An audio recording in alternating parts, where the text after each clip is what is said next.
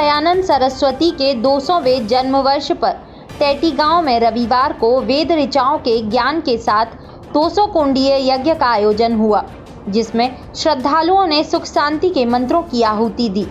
टेटी गांव में हरनौल रोड स्थित तुलसी फार्म हाउस पर आयोजित कार्यक्रम में वेद मर्मज्ञ व यज्ञ ब्रह्मा विपिन बिहारी शास्त्री ने कहा कि यज्ञ पर्यावरण सुरक्षा का सशक्त माध्यम है।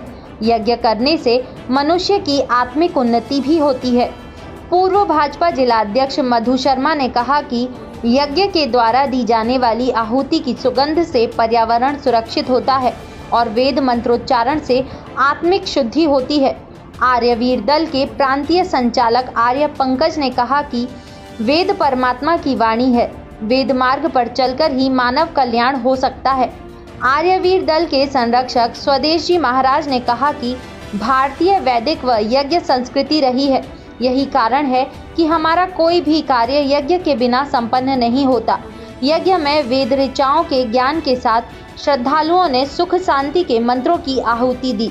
स्वामी संपूर्णानंद, धर्मेंद्र आर्य, प्रहलाद शास्त्री, ब्रजकिशोर आर्य, जगदीश आर्य, कालीचरण आर्य, रामुनि लाला, रामबिहारी लाल, लाला टूकचंद्र वाचने, चंद्रपाल आर्य, प्रेमराज वाचने, सोहनलाल गुप्ता, शिव कुमार वाचने, कृष्ण कुमार आर्य, राकेश आर्य, मनीष आर्य, पवन आर्य, ओम बाबू आर्य, राजकुमार आर्य, कुलदीप लवानिया समेत आर्यजन मौजूद रहे।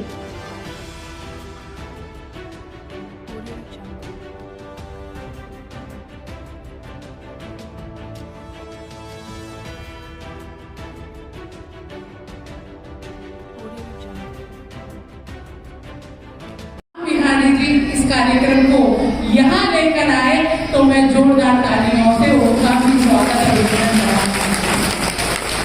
आप सबसे बस यही आग्रह करूंगी कि भारतीय संस्कृति पुरातन संस्कृति है, भारतीय संस्कृति प्राचीन संस्कृति है।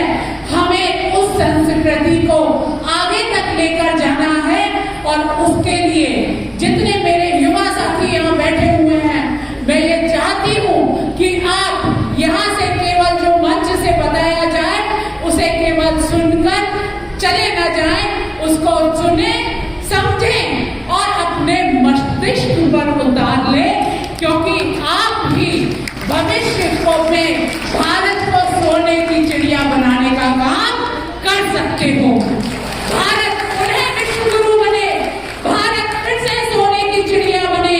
इसके लिए हमें यहाँ मंच से जो सुन रहे हैं उसको अपने जीवन में उतारना पड़ेगा, क्योंकि जब हम जीवन में उतारेंगे, उसके अनुरूप काम करेंगे, तभी हम अपने सनातन धर्म की ध्वजा को फहरा सकेंगे।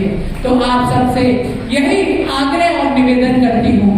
अभी जैसे भाई साहब ने कहा था कि कोरोना के समय यहाँ पर एक प्रशिक्षण शिविर लगा था, मुझे याद है उस प्रशिक्षण शिविर में भी मैं टेटी गांव में आई थी और वहाँ बेटियों को जो मैंने प्रशिक्षित होते हुए देखा, तो निश्चित तौर पे मैं कहना चाहती हूँ जो हमारी ये आर्यवीर बहनें हैं, ये निश्चित तौर पे रानी लक्ष्मीबाई की तरह ऊपर उठेंगी और अपने समाज का, अपने देश का नाम रोशन करेंगी।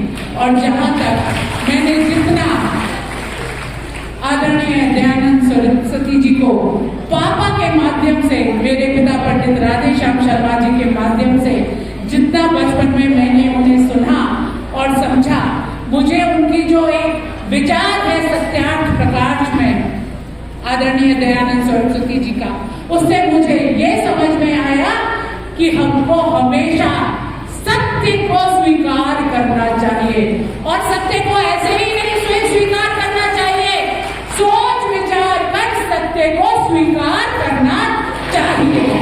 और एक बात आपसे कहती हूँ कि चापलूसों की कमी कभी नहीं थी। एक चौटपट है, चापलूसी करो और आगे बढ़ो, लेकिन आपसे कहती हूँ जब इतिहास लिखा जाता है तो भगत सिंह का नाम आता है, किसी चापलूस का नाम नहीं आता।